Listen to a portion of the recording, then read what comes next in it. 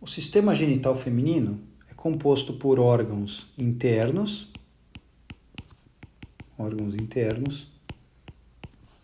no caso, os ovários, que são os que produzem os gametas e os hormônios, e a produção dos gametas é uma produção em ciclo.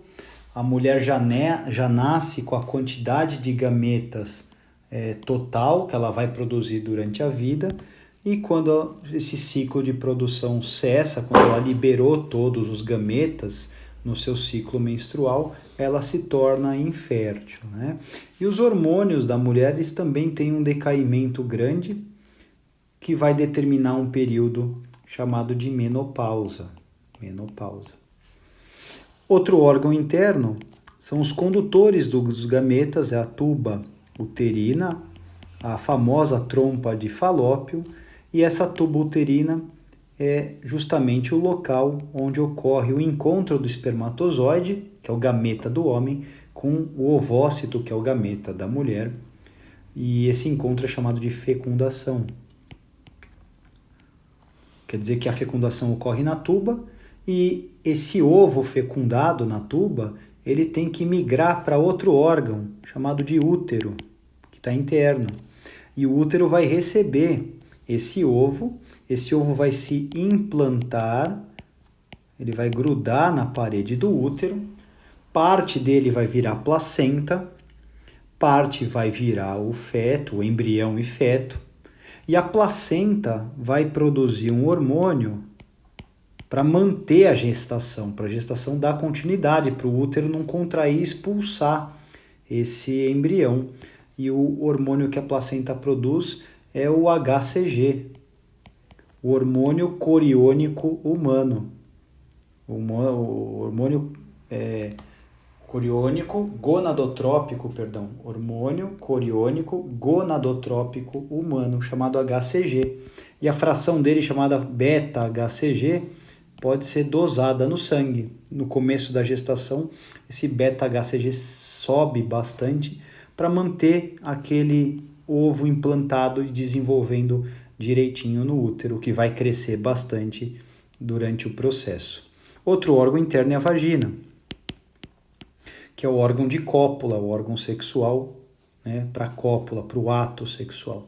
E externamente, os órgãos externos é um conjunto denominado de vulva ou pudendo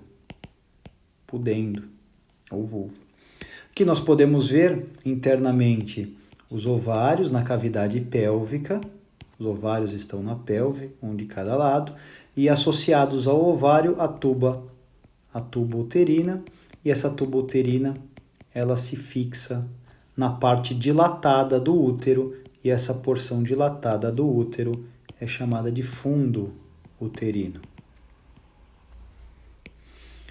Quando o ovário libera o ovócito, essa distância não tem, tá? Eles estão próximos, como o lado direito aqui. Quando o ovário libera o ovócito cai nessa tuba uterina, e nessa porção dilatada da tuba uterina, chamada de ampola, ocorre a fecundação. A tuba uterina continua o seu trajeto, né, para se fixar no útero, e essa parte estreita da tuba uterina é chamada de istmo, é o estreito da tuba. Dentro da tuba tem cílios pequenininhos que fazem com que esse ovo caminhe em direção ao útero, e ela faz peristaltismo. Mas nada impede do ovo grudar na tuba e desenvolver uma gravidez ectópica tubária. Ectópico é fora do lugar. Esse processo do ovo fecundado na ampola até chegar no útero demora entre 5 a 8 dias para acontecer. O útero, por sua vez, ele tem o formato de uma pera invertida, e a parte larga desse útero é chamada de fundo do útero, uma grande porção denominada de corpo, e uma parte estreita voltada para baixo, encaixado na vagina, é o famoso colo do útero ou antiga cérvix do útero. E se eu olhar esse colo do útero, aqui na imagem à esquerda, esse colo do útero tem um orifício chamado ósteo do útero, que é justamente para o espermatozoide entrar, para o feto sair e para a menstruação sair também no processo do ciclo menstrual. Percebam que tem muitos ligamentos que prendem o ovário, que suportam o útero. Por exemplo, esse ligamento chama ligamento largo do útero. Esse ligamento liga o ovário no útero, chama ligamento útero-ovárico. Temos o ligamento que suspende o ovário, chamado de ligamento suspensor do ovário. Então, um sistema ligamentar grande para manter essas vísceras na posição. O útero, ele fica atrás da bexiga, ao mesmo tempo na frente do reto. Então, esse útero ocupa um espaço médio, né? Tem uma posição média, a bexiga à frente e o reto atrás do útero.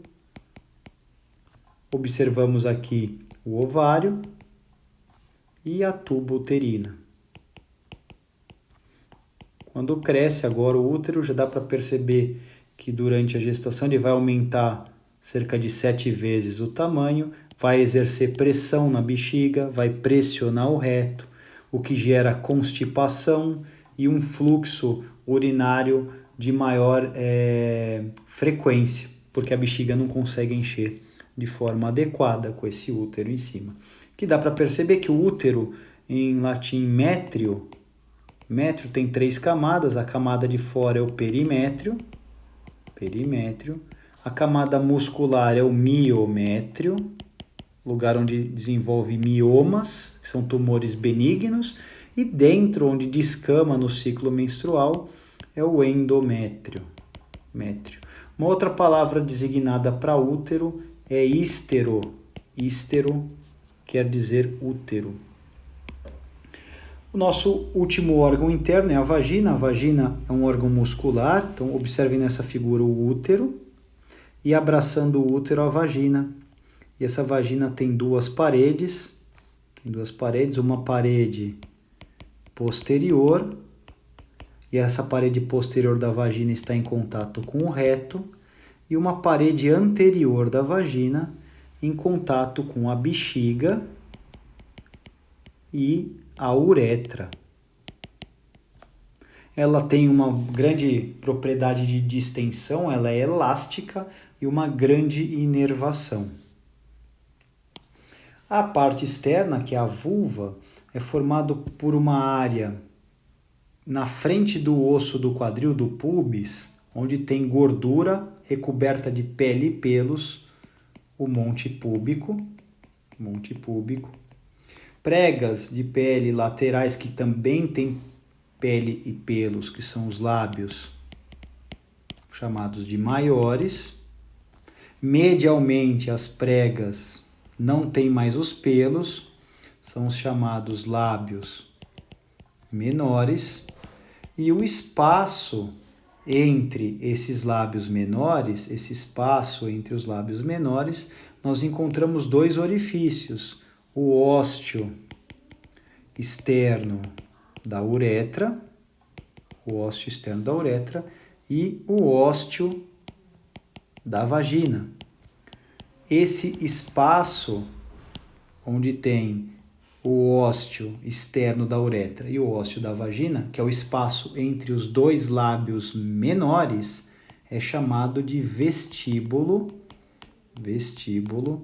da vagina.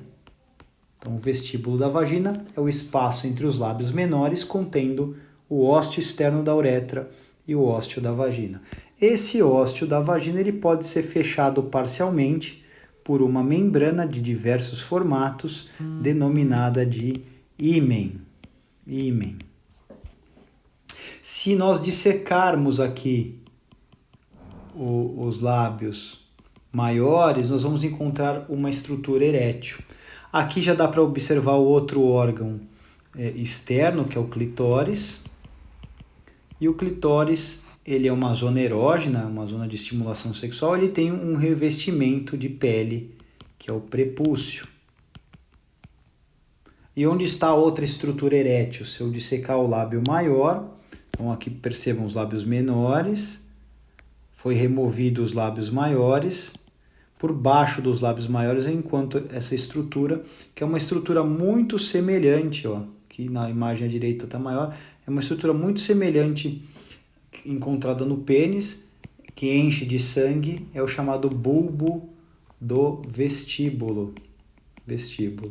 E abaixo do bulbo do vestíbulo, duas glândulas que promovem secreções que lubrificam a vagina, chamadas de glândulas vestibulares maiores, descritas por Bartholin. E quando tem processo inflamatório nessas glândulas, chama bartolinite, causando um edema na região do pudendo.